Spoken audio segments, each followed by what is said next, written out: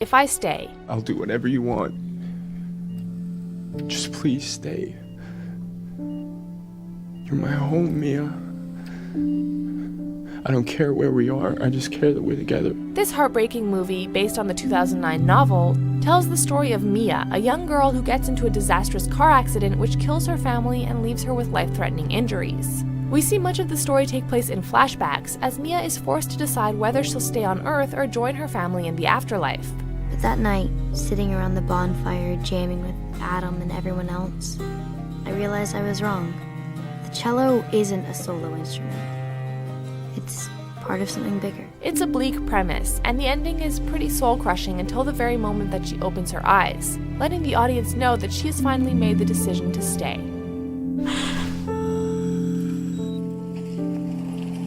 Mia. Number 7, Call Me By Your Name. Call Me By Your Name isn't your typical teen romance movie, largely because only one of the members of the central couple is a teenager. I like the way you say things. I don't know why you're always putting yourself down, though. So you won't, I guess? You really that afraid of what I think? This touching story follows young Elio, who is spending the summer in Italy with his family when he meets the 24-year-old grad student Oliver, and the two fall in love.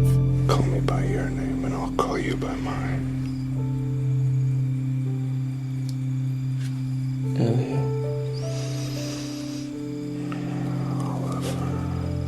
This relationship had a lot working against it, and the audience knew it was doomed to end in heartbreak.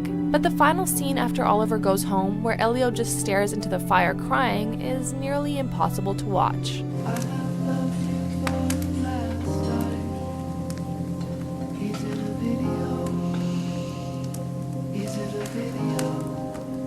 Number 6, Me and Earl and the Dying Girl. It's not exactly what I wanted to say to you.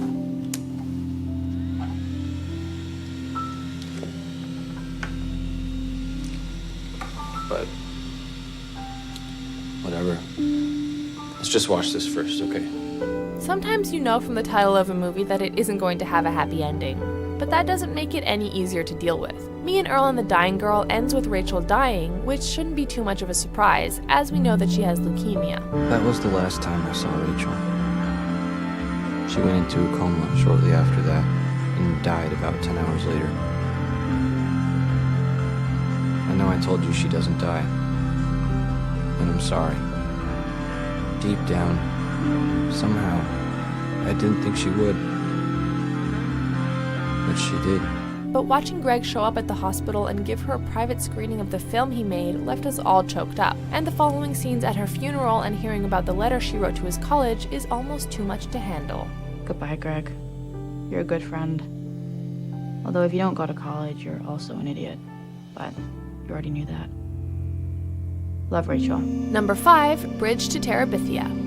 The novel Bridge to Terabithia was published in the 70s, so many people already know about the heartbreaking event that takes place near the end of the story, but it's still terrible to watch in the movie version, which stars a young Josh Hutcherson as Jess. See ya! Yeah, see ya.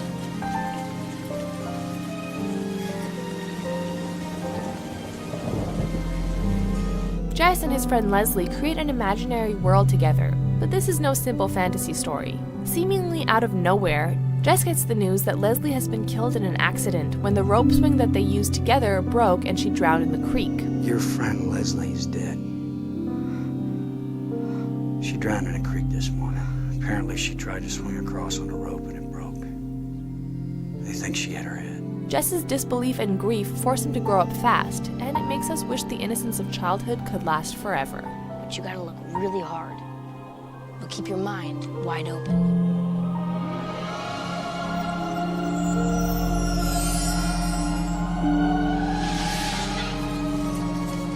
Number 4, The Fault in Our Stars. And how are you doing?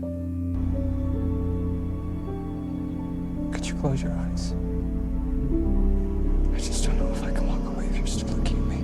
In the final scene, he asks her not to look at him so that he can walk away and prevent her from mourning his eventual death. I love you so much. Number 2, Romeo and Juliet. For never was a story of more woe than this of Juliet and her Romeo. Romeo, doff thy name, and for thy name which is no part of thee, take all myself. take this as word.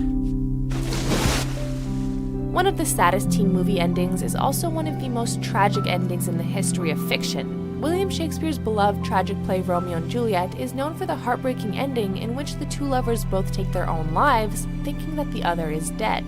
My love. My wife. Death that hath sucked the honey of thy breath hath had no power yet upon thy beauty.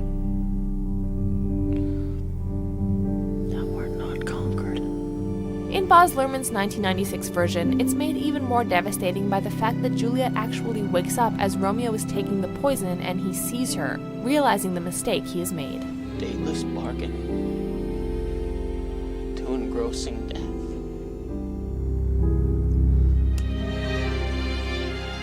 Romeo. Our number one pick is a real tearjerker, but before we get to our heartbreaking top pick, here are a few honorable mentions that never fail to get the tears flowing. Sebastian. I love you, Annette. I love you too. Pony boy, I asked the nurse to give you this book so you could finish it. It's worth saving those little kids. Their lives are worth more than mine. They have more to live for. Tell Dally I think it's worth it. I'm gonna miss you guys. Maybe for you there's a tomorrow. Maybe for you there's 1,000 or 3,000